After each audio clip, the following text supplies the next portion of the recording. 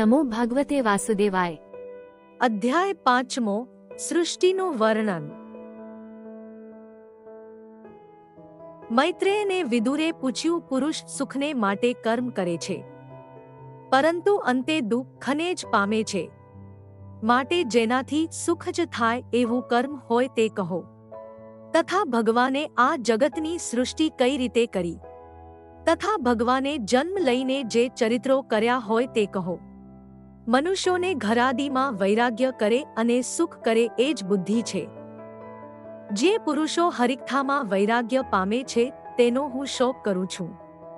માટે હે મૈત્રેય, લોકહિત માટે મને હરિકથા કહો. મૈત્રેય કહે છે, હે વિદુર, તમે સારો પ્રશ્ન કર્યો. તમે માંડવ્યના શાપથી વ્યાસથી દાસીમાં જન્મેલા સાક્ષાત યમ છો. તમને જ્ઞાનોપદેશ કરવાની ભગવાને મને આજ્ઞા આપેલી છે.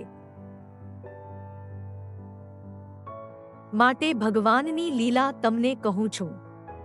સૃષ્ટિ પહેલા ભગવાન એક જ હતા. પછી માયા પ્રગટ થઈ. એ માયાથી આ સૃષ્ટિ થઈ. માયાથી મહત્ત તત્વ થયું. મહત્ત તત્વથી 3 પ્રકારનો અહંકાર થયો.